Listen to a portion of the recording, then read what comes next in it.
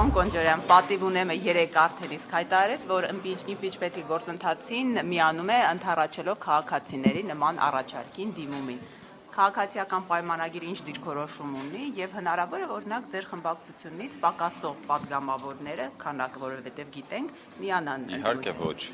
Պարզ չի մեր դիրքորոշումը, սա բացարձակապես դատարկամիտ օրակարգ է եւ նույնիսկ Հայաստան խմբակցության ղեկավարն է հայտարարել, որ վարչապետ Նիկոլ Փաշինյանի իմպիչմենտի հիմք գոյություն չունի, այնպես որ ես ավելի շատ կարծում եմ, որ սա ընդդիմության ներսում իրար հետ հաշիվներ մաքրելու եւ միմյանց ինչ որ քաղաքական պրոցեսներ պարտադրելու եւ դրանով ավելի լավ ընդդիմադիր երևալու մրցավազք է սկսել եւ բնականաբար իրենց մրցավազքի մեջ թող մրցեն, տեսնեն ով ավելի առաջ, ով ավելի հետ, դա իրենց խնդիրն է։ Ես կարծում եմ, որ որքան մոտենան ընտրությունները, այնքան ընդդիմադիրները սկսելու են իրար դեմ պայքարել, թե ով է ավելի ընդդիմադիր։ Որովհետև եւ իրականում ես չեմ ասում մի բան, որը հանրային դաշտում չկա, այսինքն մենք ներողություն։ Իսկն մենք դուք էլ տեսնում եք, թե ինչ բառապաշարով, ինչ տեքստերով են իրենք իրար մասին խոսում, եւ չնայած ընդհանուր առմամբ թե արժեքային համակարգով, թե քաղաքական ինքնությամբ իրենք բոլորը նույն քաղաքական ինքնություն ունեն, նույն քաղաքական արմատ ունեն Ռոբերտ Քոչարյանը եւ Սերժ Սարգսյանը, սկզբունքորեն իրենց մեջ չի կարող լինել արժեքային եւ ֆունդամենտալ տարաձայնություններ, որովհետեւ գիտեք մաֆիոզները ոնց են, իրենք իրար հետ տարաձայնություններ կարան ունենան ազդեցության գոտիների բաժանման համար, բայց մաֆիոզները մնում են մաֆիոզներ։ Կառավարությունը իր ծրագիրը չի իրականացնում։ Ասում է իմպիչմենտի համար ինքեր չկան, քանի որ Նիկոլ Փաշինյանը Ես որ մի հատ բարձր կանգնեմ, ներողություն էլի, հա։ Քանի որ Նիկոլ Փաշինյանը փայլուն կառավարիչ է բոլոր ոլորտներում, այդ թվում անվտանգային դուք եք այդպես։ Այո, ես էլ եմ այդպես կարծում, ես կարծում եմ, որ եւ համոզված եմ, որ բոլոր, բայց ձեր գործընկերոջ հարցը դեռ չեմ ավարտել։ Ես կարծում եմ եւ համոզված եմ, որ բոլոր երկրներում բոլոր կառավարիչները, բոլոր կառավարությունները ունենում են եւ հաջողություններ, եւ դժվարություններ, եւ մենք մշտապես ինքնահայացմամբ ենք զբաղվում եւ փորձում ենք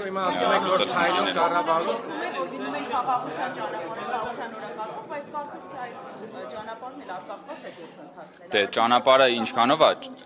ակնհայտ է, չէ՞ որ խաղաղության ճանապարհը բարդ է։ Եվ ինչպես որ բոլոր բարդ ճանապարհները, այնպես էլ այս ճանապարհին կարող են լինել խոչընդոտներ, կարող են լինել տարատեսակ զիգզագներ եւ մենք գնում ենք այդ ճանապարհով։ Դա մեր քաղաքական հանձնառությունն է, մեր հավատամքն է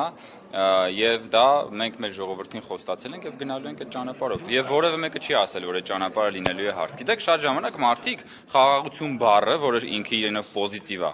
շփոթում են խաղաղության հասնելու ճանապարհի հետ, որը իրենով շատ դժվար է, եւ ասում են, բա խաղաղությունը սենց է լինում, սենց դժվար է։ Հա, խաղաղության հասնելը դժվար է։ Խաղաղությունը լավ բան է, բայց խաղաղության հասնելու ճանապարհը դժվար է։ Ասում են ինչի գնով, այս խաղաղությունը ինչի գնով է լինում։ Եթե ներողություն պատասխանեմ երկու հարցին էլ էլի, եթե միայն մեզանից կախված լիներ խաղաղությունը, դա կլիներ շատ արագ։ Բայց ակնհայտ է, չէ՞ որ եթե խոսում ենք խաղաղության մասին, ուրեմն եղել է կոնֆլիկտ, ուրեմն կոնֆլիկտը առնվազն ունի երկու կողմ եւ միայն մեզանից չի կախված խաղաղության հասնելը։ Եվ հենց դրանով է պայմանավորված, որ մենք ունենք դժվարություններ, ինչպես որ ունեն բոլոր պետությունները, որոնք իրար հետ ունեցել են կոնֆլիկտներ, դժվարություններ։ Հիմա դուք այսօր որ նայում եք աշխարհի հիմնական թեժ կետերի, թեժ կոնֆլիկտներին, այնտեղ ամեն ինչ արագ է լինում, որտեղ նույնիսկ գերտերություններն են փորձում ուրեմն ամենօրյա ռեժիմով ջանքեր են գործադրում, որ խաղաղություն հաստատվի։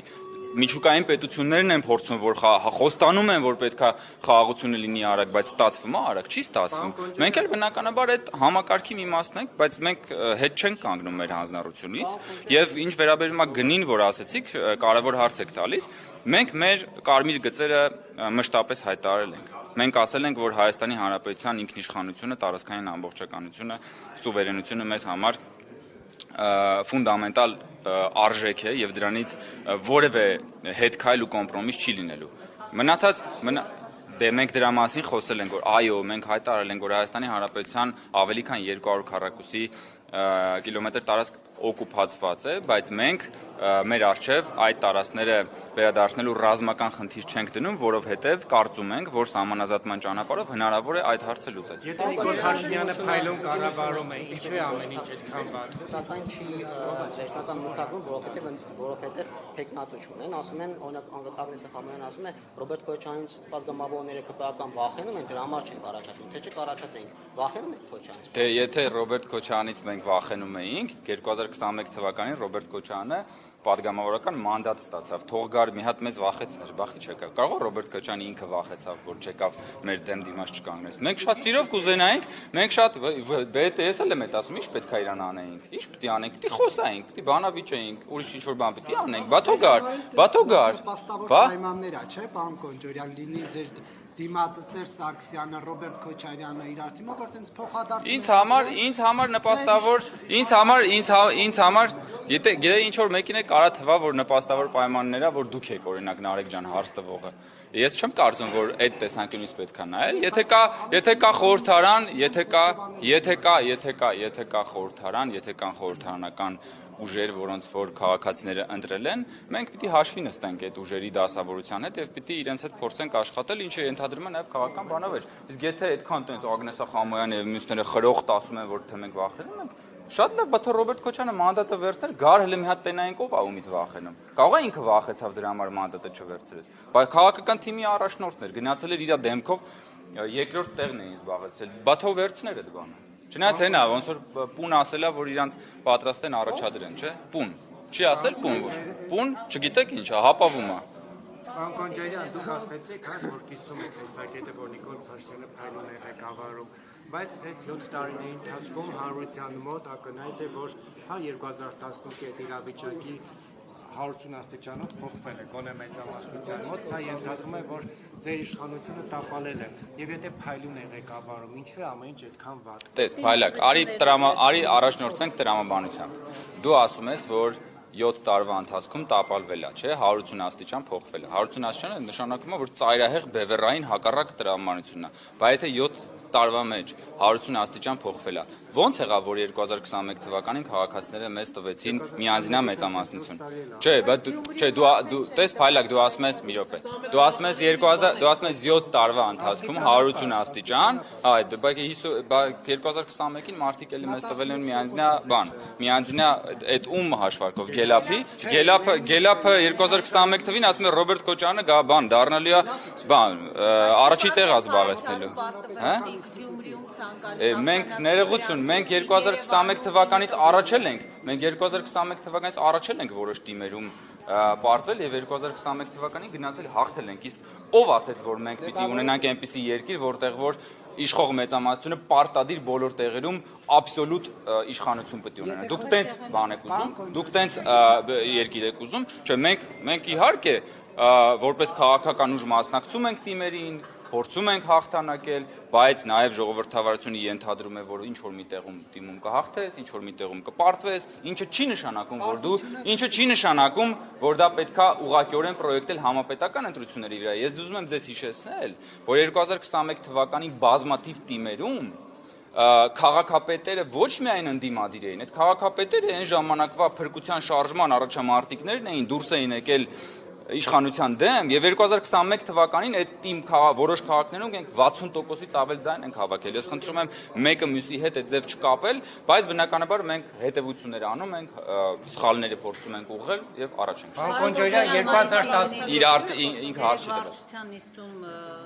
մայիսի շրջերտին Չէ, չի քննարկվել։ Պարոն Կոնջարյան, 2018-ից առաջ, երբ որ դուք եւս լրատվական